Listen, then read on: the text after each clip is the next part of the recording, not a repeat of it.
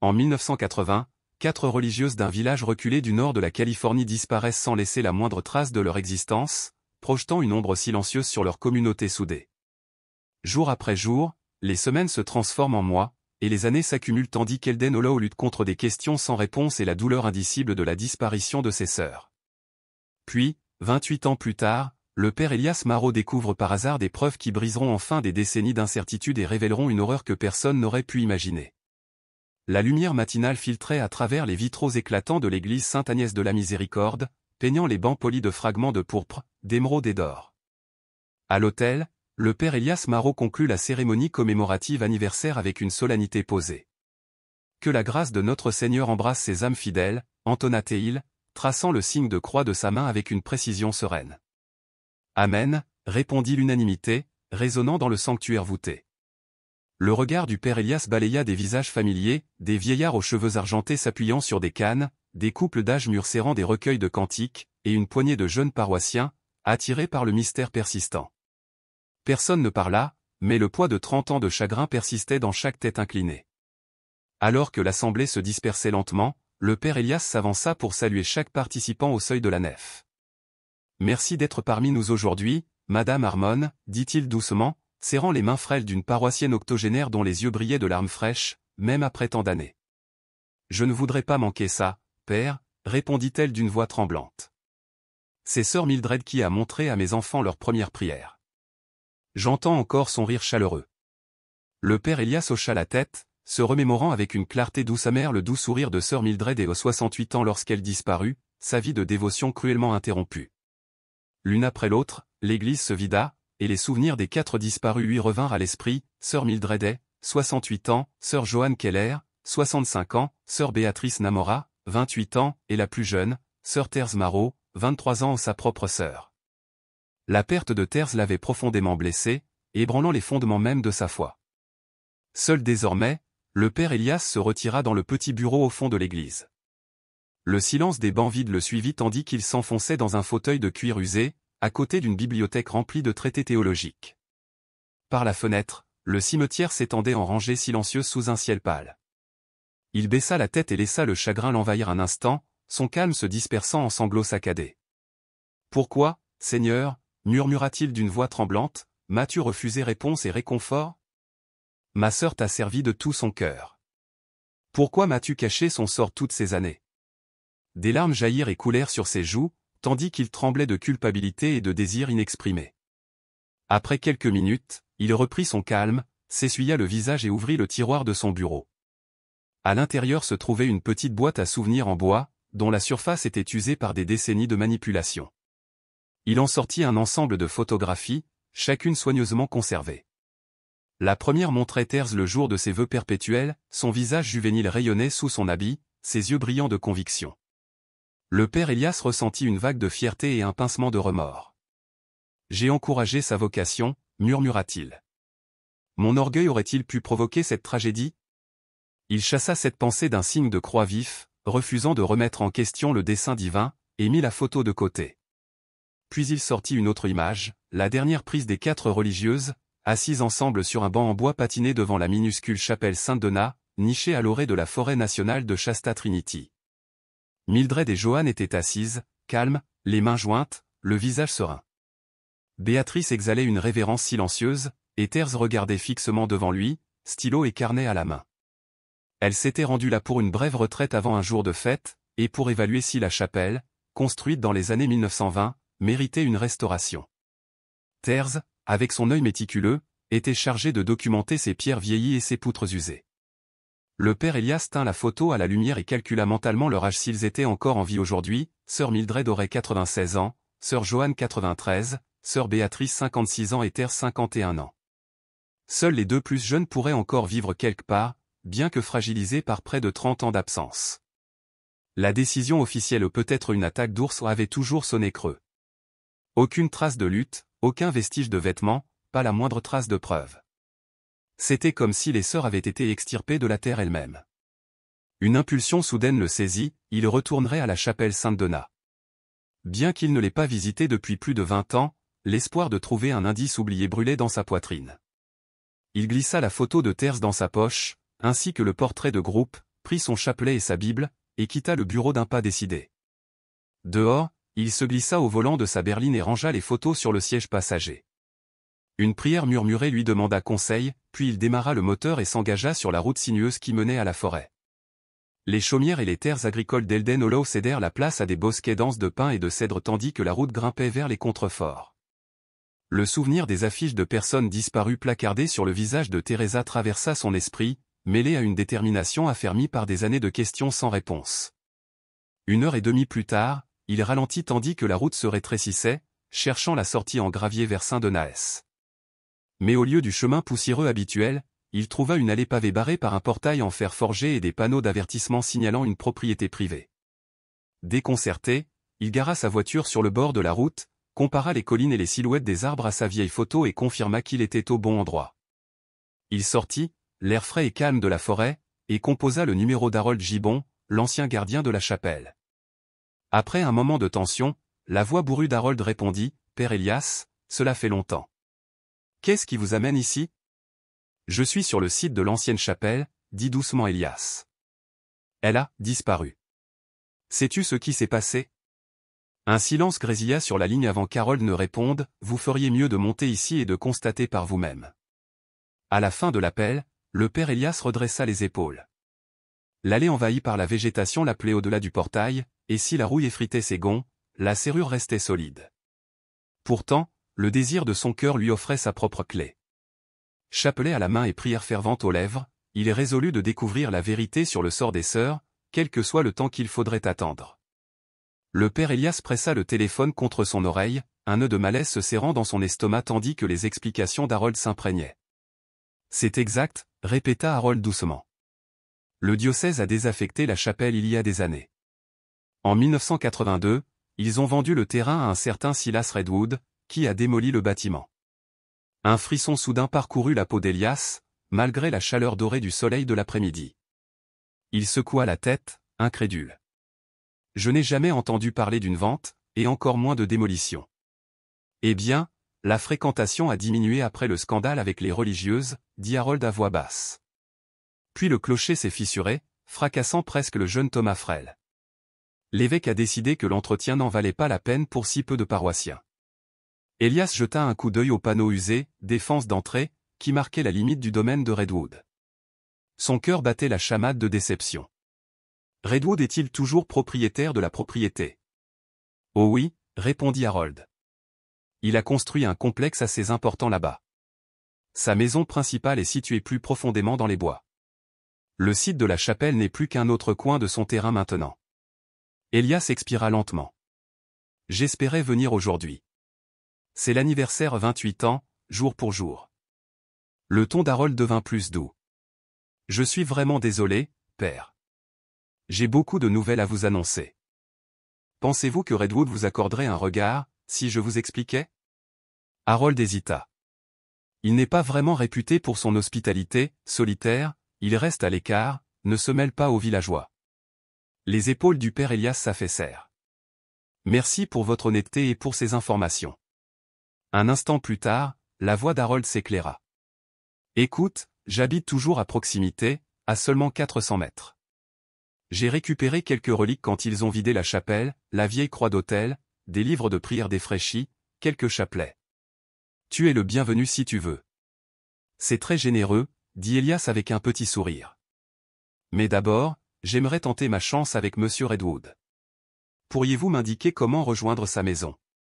Harold a indiqué une voie publique qui faisait le tour de l'entrée fermée. 20 minutes plus tard, Elias conduisait sa voiture de location dans une allée étroite qui longeait le parc impeccable de Redwood.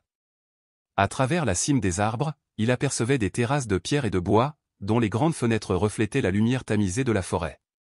Ce manoir aux allures de pavillon semblait incongru au milieu de la campagne paisible, témoignage de richesse et d'isolement. Il se gara près d'une discrète entrée de service, redressa son col et se dirigea vers la porte d'entrée. Le long d'une allée dallée, des rosiers fleurissaient en rangées parfaites, et un bassin à carpe koi scintillait sous le soleil de fin d'après-midi. Chaque détail témoignait d'un soin méticuleux, mais lorsqu'Elias leva la main pour frapper, un frisson d'appréhension le parcourut. La porte s'ouvrit presque aussitôt. Il sursauta en voyant un homme grand, aux cheveux argentés, en tenue de sport haut de gamme, une laisse à la main. Les yeux de l'inconnu se plissèrent lorsqu'ils se posèrent sur le collier d'Elias. Oui. Le ton de l'homme était sec, impatient. Bonjour, répondit Elias d'une voix calme et posée. Êtes-vous monsieur Silas Redwood? L'homme serra les mâchoires. C'est moi. Et vous êtes en violation de propriété. Je vous présente mes excuses pour cette visite imprévue, dit le père Elias en lui serrant la main. Redwood ne fit aucun geste pour lui rendre l'appareil. Que veux-tu? Elias prit une longue inspiration. Je suis venu pour savoir ce qu'il était advenu de la chapelle Saint-Denis. Harold Gibbon m'a dit que vous aviez acheté le terrain. Eh bien, je l'ai fait. Et maintenant, il est à moi, grogna Redwood. Il s'avança, la laisse tendue dans sa main une menace implicite. Je ne veux pas vous blâmer, s'empressa d'expliquer Elias. La chapelle comptait beaucoup pour moi, et j'ignorais qu'elle avait été démolie. Redwood marqua une pause, son expression s'adoucissant légèrement. Elle a disparu, et Dieu merci. Cette satanée cloche sonnait 3 fois par jour. Elle me donnait des migraines. Le père Elias ressentit un élan de compassion malgré sa déception. La cloche de l'Angélus est une tradition chère à notre cœur, monsieur Redwood, elle nous appelle à la prière et nous rappelle l'incarnation de Dieu. Redwood laissa échapper un rire rauque. Les gens ont des smartphones maintenant. Qu'ils mettent des alarmes. Se rendant compte que la conversation était au point mort, Elias changea de cap. Je respecte ton souhait d'intimité. Peut-être qu'un autre jour, quand ce sera plus pratique, tu partageras tes souvenirs de cet endroit. Il n'y aura pas d'autre jour, dit Redwood d'un ton neutre. Maintenant, va-t'en, avant que j'appelle le shérif. Elias inclina la tête en signe d'acceptation silencieuse. La paix soit avec vous. La porte se referma avec fracas. De retour dans sa voiture, Elias fixait le portail scellé. Quelque chose dans l'attitude de Redwood au moins de colère, plus d'aversion profonde l'avait perturbé. En reculant, il se demanda si Redwood l'observait depuis une fenêtre en hauteur, suivant son départ. Il s'engagea sur la route en boucle qui longeait l'ancien site de la chapelle, attiré par une pulsion qu'il ne pouvait nommer. À travers les arbres, là où se dressait autrefois la petite église en pierre, il ne vit qu'une clairière bien entretenue, bordée d'arbustes d'ornement. Puis, sans prévenir, la radio crépita, emplissant l'habitacle d'un chant grégorien aérien. Elias se figea, les mains crispées sur le volant. Le bouton était éteint. Il l'avait éteint en quittant la ville. Il coupa le moteur et fixa la radio silencieuse tandis que le chant s'éteignait presque aussitôt. Il ralluma le contact, puis le coupa à nouveau au rien. L'épuisement lui avait-il joué des tours? Pourtant, une chaleur familière lui montait aux oreilles et la chair de poule lui picotait les bras, les mêmes sensations qu'il avait éprouvées à l'autel lors de moments de profonde prière. Lorsque le chant redoubla d'intensité, indéniable et clair, Elias comprit qu'il n'était pas dans son imagination. C'était comme si une voix surnaturelle l'invitait à avancer. Son cœur battait fort tandis qu'il faisait demi-tour et retournait vers la porte verrouillée. Malgré les signes avant-coureurs, malgré l'hostilité de Redwood, le père Elias ressentit une attirance irrésistible et il comprit, avec une certitude inébranlable, qu'il était censé être témoin de quelque chose ici aujourd'hui. « Seigneur, guide mes pas », murmura le père Elias, à voix basse, pour que lui seul puisse l'entendre. « Si je m'égare dans mon jugement, révèle-moi le vrai chemin. » Pourtant, malgré sa prière, une impulsion insistante dans son esprit le força à avancer. Après un instant d'hésitation, il ouvrit la portière de sa voiture et s'engagea dans le silence de cette fin d'après-midi. Il s'arrêta devant le portail, pleinement conscient que pénétrer sur une propriété privée contredisait ses vœux et pourtant, l'étrange chant qui grésillait dans sa radio avait éveillé en lui une détermination qu'il ne pouvait ignorer. D'un mouvement prudent, le père Elias contourna le périmètre, son regard scrutant la clôture métallique ornée qui courbait le sol accidenté de la forêt. Haute de 2,50 m et surmontée de volutes complexes, elle était conçue pour empêcher les intrus d'entrer, mais là où le sol s'élevait, des trous rouillés se rapprochaient du sol, offrant un mince espoir. Le cœur battant la chamade, il ferma les yeux un instant, se remémorant la disposition de la chapelle Saint-Denis, disparue depuis longtemps. Il revit mentalement le banc patiné sous le vieux chêne, et sut que s'il parvenait à atteindre cet endroit, il découvrirait peut-être ce que son âme cherchait désespérément. Ouvrant les yeux, il aperçut un groupe de grands pins, survivants de la démolition de la chapelle, qui montaient la garde derrière une clairière lisse. Il s'orienta vers eux, mais se méprit sur le terrain accidenté. Son pied se prit dans une racine enfouie et il bascula en avant, les bras battant des ailes. Le métal résonna violemment lorsqu'il heurta la clôture, et le père Elias sentit le craquement impitoyable du métal tordu lorsqu'un joint de poteau se détacha. Il gisait à moitié dans le parc de Redwood, le segment brisé de la clôture béant à ses côtés. Il se figea, la conscience bourdonnant à la fois d'inquiétude et de culpabilité. « Mon Dieu !» souffla-t-il en se redressant péniblement et en époussetant les feuilles humides de sa soutane. Il n'avait pas voulu endommager la barrière, ni la franchir. Pourtant, il se tenait là, la clôture brisée comme une invitation involontaire. Jetant un coup d'œil vers la route déserte pour s'assurer qu'il n'y avait pas de témoins, il fit le signe de croix et, sa détermination renforcée par l'urgence qu'il ressentait, se glissa par la brèche dans le parc paysager situé plus loin. L'air était impeccable, parsemé d'arbustes ornementaux exotiques qui contrastaient avec la nature environnante. Plus aucun vestige de culte ne subsistait, plus aucune pierre de fondation, plus aucun vitrail brisé, plus aucune croix patinée par le temps pour marquer l'endroit où les âmes se rassemblaient autrefois. Le vide désolé où se dressait la chapelle Saint-Denis ressemblait à une plaie dans la terre. Le père Elias retint son souffle en imaginant l'intention de Silas Redwood d'effacer non seulement l'édifice, mais aussi le souvenir de sa foi. Un éclat au ras du sol attira son regard. Écartant des branches basses, il découvrit une grille en fer rouillé encastrée dans le sol ou une vieille ventilation dont la conception évoquait des décennies passées. La confusion lui fronça les sourcils, pourquoi une propriété moderne conserverait un vestige d'une ventilation archaïque? Alors qu'il s'agenouillait pour examiner les volutes encadrant les barreaux, un léger bourdonnement rythmé s'éleva d'en bas, ponctué par le râle caractéristique d'une toux. Le pouls du père Elias se figea. La mélodie faisait écho au chant qu'il avait entendu dans sa voiture, mais elle résonnait désormais de quelque chose de réel, de quelque chose et de quelqu'un enfoui hors de vue. « Allô » appela-t-il doucement, la voix tremblante. Le son cessa un instant, puis reprit comme si ces mots avaient franchi une barrière trop épaisse pour être franchie. Il se redressa, l'esprit bourdonnant d'idées sinistres.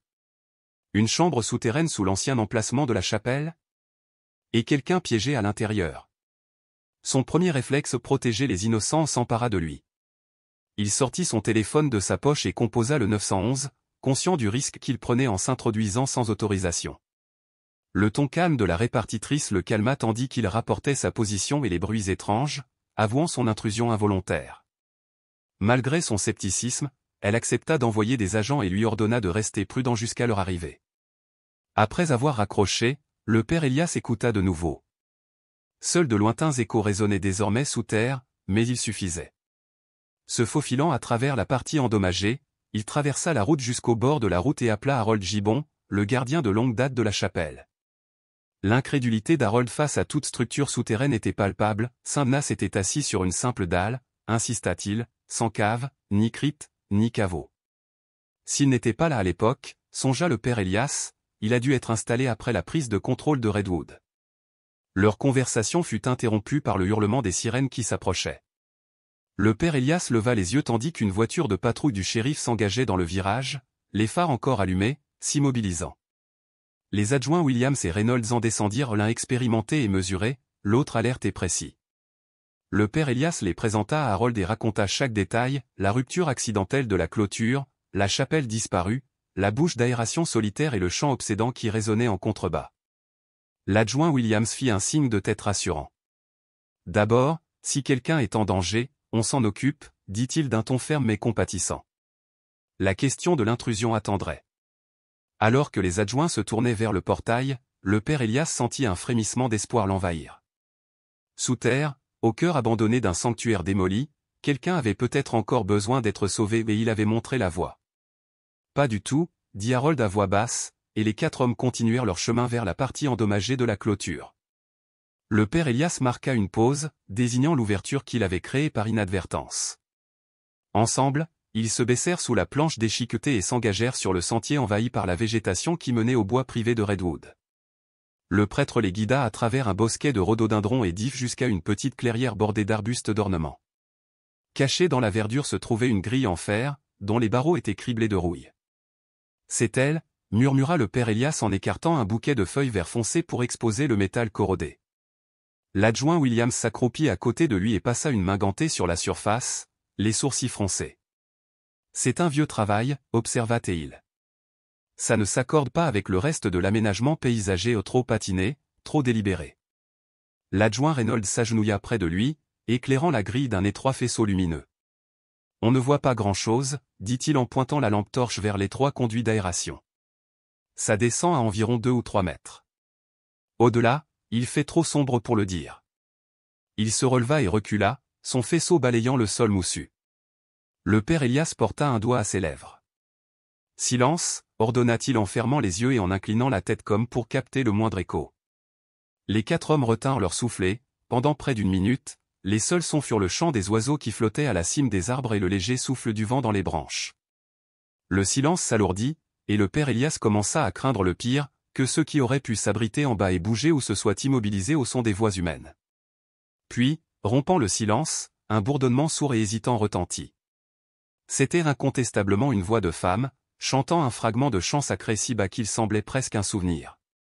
La mélodie se répercuta dans l'air, envoûtante et ancienne, et le père Elias reconnut instantanément l'air, le Salve Regina, l'antienne mariale qui résonnait dans les cloîtres des couvents il y a des siècles. Salve Regina, murmura l'adjoint Williams, la voix rauque de surprise. Il échangea un regard avec Harold, qui acquiesça.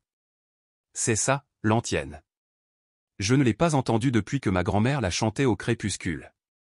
Le bourdonnement s'estompa, remplacé par une respiration saccadée et le grincement sec d'une toux venant des profondeurs. Les adjoints échangèrent un bref regard, leurs yeux s'assombrissant d'inquiétude. L'adjoint Reynolds se redressa. « Il y a certainement quelqu'un en bas, dit-il d'une voix basse mais pressante. Et cette toux a l'air grave. Nous devons contacter Monsieur Redwood immédiatement. » Harold secoua la tête, incrédule. Mais cette grille ne faisait pas partie de la structure originale de la chapelle, et il n'y a jamais eu de sous-sol. Comment quelqu'un aurait-il pu se cacher sous ce qui était autrefois un terrain découvert? C'est précisément ce que nous cherchons à découvrir, monsieur, répondit l'adjoint Williams, déjà en mode enquête. Allons chez Redwood et voyons ce qu'il sait. Ils revinrent sur leurs pas jusqu'à la route où la voiture de patrouille était au ralenti, son moteur tic-tac refroidissant. Le père Elias et Harold montèrent dans leur propre véhicule, suivant la voiture de patrouille de l'adjoint dans l'étroite ruelle menant au manoir de Silu Redwood. Lorsque la maison apparut, ses nombreuses fenêtres sombres semblaient les surveiller comme des sentinelles impassibles. L'adjoint Williams ordonna au père Elias et à Harold d'attendre près de leur véhicule. Lui et l'adjoint Reynolds se dirigèrent vers la porte d'entrée et frappèrent fermement. Les adjoints restèrent debout avec une patience d'expert, mais le père Elias sentait la tension monter dans sa poitrine à chaque seconde qui passait. Au même instant, une silhouette apparut sur le côté de la maison. Toujours en tenue de sport trempée de sueur et tenant la laisse d'un imposant berger allemand, Silu Redwood s'approcha du perron. Il marqua une pause, son expression passant de la curiosité désinvolte à une colère à peine contenue dès qu'il aperçut le père Elias et Harold près de la voiture de police. « Que signifie tout cela » demanda Redwood d'une voix aigre. « Pourquoi ces intrus sont-ils encore sur mes terres ?» L'adjoint Williams s'avança, se présentant ainsi que l'adjoint Reynolds, avant de s'expliquer d'un ton calme et posé. « Monsieur, nous avons reçu un signalement de bruit provenant du sous-sol de l'ancienne chapelle.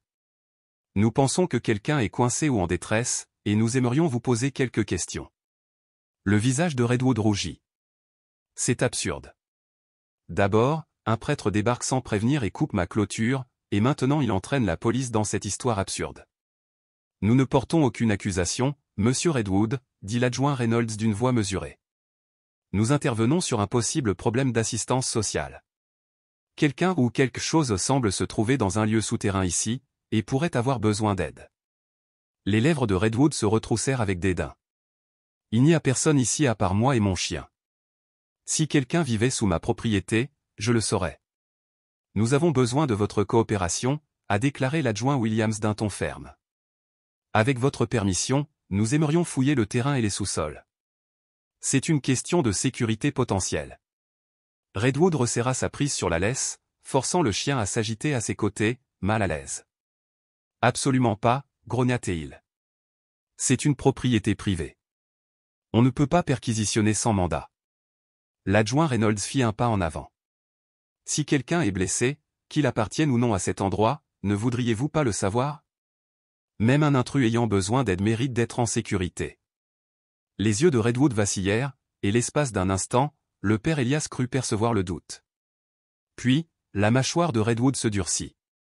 Je possède ce terrain depuis plus de 25 ans. Tu n'en ignores rien. Cette grille n'est qu'un couvercle décoratif pour mon système de drainage. Une grille d'évacuation ne chante pas d'hymne ni ne tousse, a déclaré le député Williams, d'un ton empreint d'ironie. Redwood fusilla le prêtre du regard. Il a installé un dispositif pour fabriquer des sons. Il me harcèle parce qu'il m'en veut d'avoir acquis des biens de l'Église. Je vous assure que le père Elias n'aurait jamais concocté un tel plan, répondit Williams. Nous avons entendu exactement ce qu'il a décrit. Ça suffit, rétorqua Redwood en retournant sur son porche. Vous avez 2 minutes pour partir, sinon je vous accuse d'intrusion. L'adjoint Williams échangea un regard avec son partenaire, puis fit signe au père Elias et à Harold de regagner leur voiture. Les adjoints reculèrent d'un pas mesuré. Arrivés à leur voiture de patrouille, Williams se pencha et parla doucement au prêtre. On va suivre ça comme il se doit. J'appelle le central pour avoir l'historique des actes de propriété de Redwood, les plaintes antérieures et le dossier des religieuses disparues de 1980. Il y a quelque chose qui cloche. Le père Elias hocha la tête, le soulagement mêlé d'appréhension. Merci. Je crois sincèrement que quelqu'un a besoin d'aide, là-bas. Je te crois, dit Williams. On va régler ça. Pour l'instant, retourne à la cabane d'Harold. On te recontactera. Le trajet fut court, mais chargé de questions non posées. La cabane d'Harold était nichée au milieu de grands pins, le soleil de fin d'après-midi projetant de longues ombres changeantes sur son revêtement patiné. À l'intérieur, l'atmosphère était chaleureuse et vivante, avec des cannes à pêche appuyées contre les murs et des chaises usées regroupées autour d'une cheminée en pierre. Harold s'activait dans la petite cuisine, remplissant 2 tasses de thé fumant. Pas grand-chose, mais c'est comme à la maison, dit-il en offrant une tasse au père Elias. Le prêtre huma l'arôme réconfortant de menthe et de camomille. Harold jeta un coup d'œil vers une porte fermée. J'ai gardé quelques reliques de Sainte Agnès quand elle s'est fermée. Elles sont dans une malle dans la chambre d'amis. Je te les montrerai après le thé. Le père Elias s'installa dans un fauteuil, l'esprit toujours en ébullition. Il leva les yeux, les sourcils froncés. Harold, pourquoi ne m'a-t-on pas dit que la chapelle avait été vendue? Ma sœur était parmi les religieuses disparues. Quelqu'un aurait dû me consulter. Harold fronça les sourcils et s'enfonça dans le fauteuil d'en face. Tout était géré depuis Sacramento. La fréquentation avait chuté après la disparition des religieuses. Puis le clocher s'est fissuré ou une grosse fissure, qui a brisé la poutre de soutien. Que s'est-il passé? Demanda le père Elias, les yeux écarquillés. 1981, tôt un dimanche. La lourde cloche s'est écrasée sur Thomas Frel, le gardien. Il a survécu, mais a failli mourir. Après cela, le diocèse a déclaré le bâtiment dangereux. En 1982, il a fermé et vendu l'église à Redwood. Et Redwood l'a démoli immédiatement? Il l'a fait. Il est arrivé avec une équipe quelques jours plus tard. Certains habitants ont protesté, mais légalement, ils ne pouvaient pas l'en empêcher. Il a ensuite aménagé le paysage, mais n'a jamais rien construit en surface sur l'emplacement de la chapelle. Le père Elias inclina la tête. Y avait-il des signes de fouilles importantes? Des bruits, du matériel? Harold hésita. Il y a eu une période en 1983 où les gens se plaignaient de bruits étranges de machines et de légères secousses comme de petits tremblements de terre, mais seulement à cet endroit précis. Les 2 hommes échangèrent un regard. Le cœur du père Elias s'accéléra. Si Redwood avait creusé, qu'avait-il trouvé? Ou construit? Et qui gisait maintenant dans l'obscurité sous cette grille rouillée? L'air de l'après-midi était devenu frais et calme tandis que leur conversation s'étendait sur les années de changement à Elden Hollow. Le père Elias et Harold se surprirent à réfléchir à la façon dont le hameau autrefois animé avait progressivement glissé dans un déclin silencieux. Ils parlèrent de la paroisse Sainte-Agnès, autrefois dynamique, désormais réduite à une poignée de fidèles, et échangèrent des réflexions sur les Écritures et la doctrine qui révélèrent la profondeur de la dévotion des 2 hommes. Les heures s'écoulèrent presque inaperçues, jusqu'à ce que la sonnerie soudaine du téléphone du père Elias vienne interrompre leur rêverie. C'est le père Marot qui parle, répondit-il d'un ton léger. Père, ici l'adjoint Williams, répondit-il sèchement, avec détermination. J'ai obtenu un mandat d'arrêt d'urgence. Le juge Martinez a reconnu qu'il y avait suffisamment de preuves de séquestration pour justifier un contrôle social. Une bouffée d'espoir souleva la poitrine du père Elias.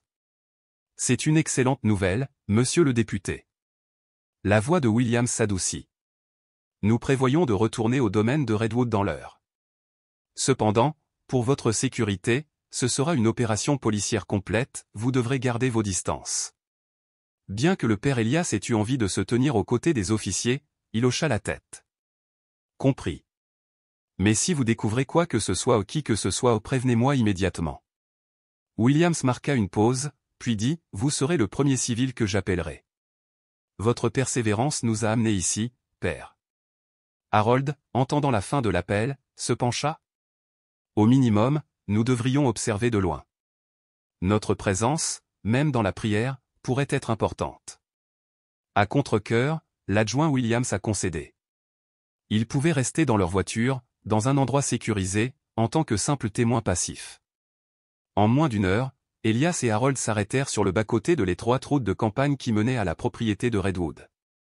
Dans la lumière déclinante, des voitures de police, un fourgon de police scientifique et même une ambulance étaient alignés à l'approche, le moteur tournant doucement au ralenti aux promesses silencieuses d'aide en cas de danger. Un frisson parcourut l'échine d'Elias à sa vue. Quelques instants plus tard, l'adjoint Williams s'est approché en uniforme, son badge brillant sur la poitrine.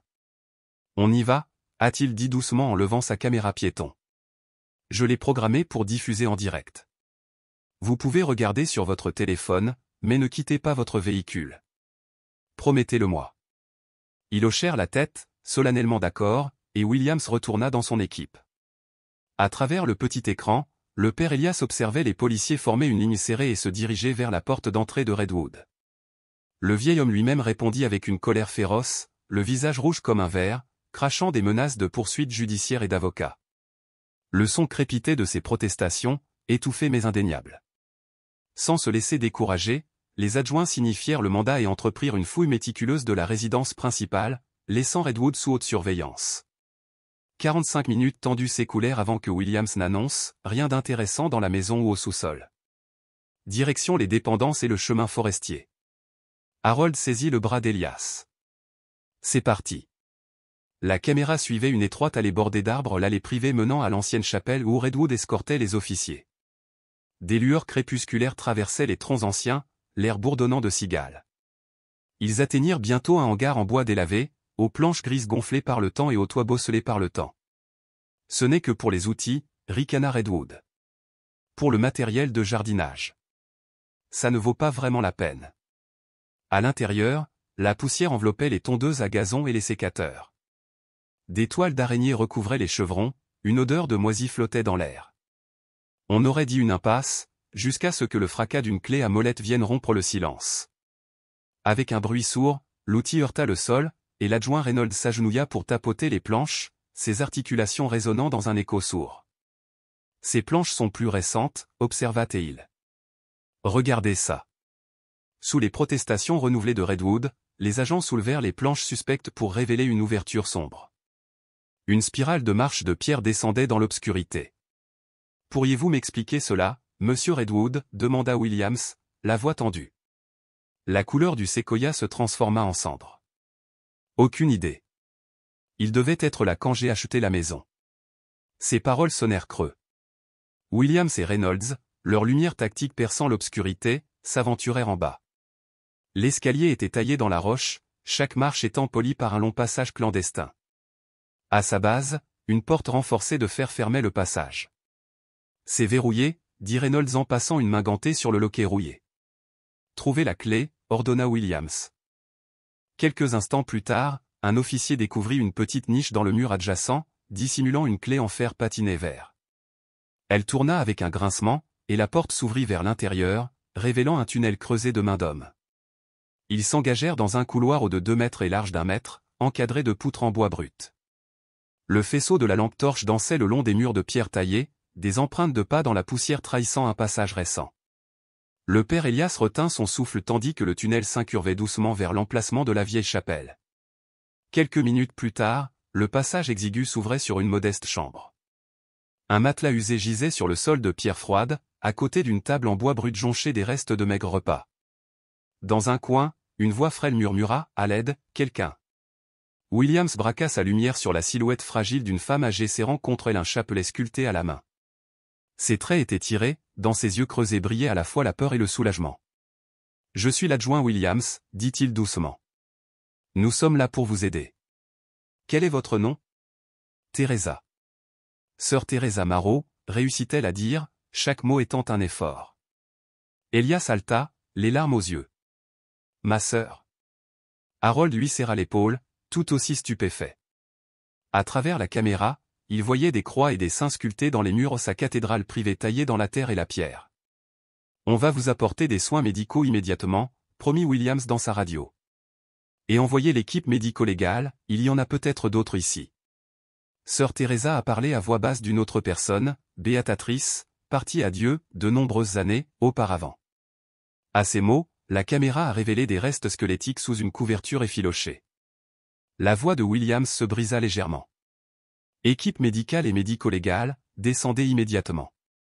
Le père Elias, incapable de rester immobile, ouvrit brusquement la portière de sa voiture et se précipita, dépassant les protestations d'Harold, vers le périmètre de sécurité. S'il vous plaît, implora-t-il l'agent qui l'intercepta. C'est ma sœur, elle a disparu depuis 28 ans. La reconnaissance illumina le regard de l'officier. Il guida Elias à travers le périmètre jusqu'à l'endroit où les ambulanciers préparaient une civière. Ils en sortirent bientôt, portant la silhouette émaciée et encore en vie de sœur Teresa. Leurs regards se croisèrent par-dessus la rambarde de la civière des yeux qui brillaient autrefois d'une foi juvénile, désormais épuisés par des décennies d'isolement.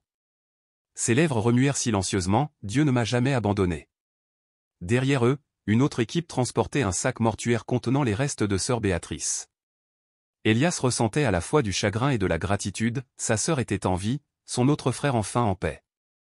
Silas Redwood fut alors conduit menotté, son arrogance disparut. Dans un ultime geste de mépris, il cracha sur Elias. Le prêtre se contenta d'essuyer sa joue, la voix sereine, « Je me réjouis de souffrir avec mon Seigneur ». Des officiers à proximité parlèrent à voix basse d'une seconde chambre et d'autres restes, probablement ceux de Béatrice. Harold, l'ayant suivi d'un pas plus prudent, vint aux côtés d'Elias.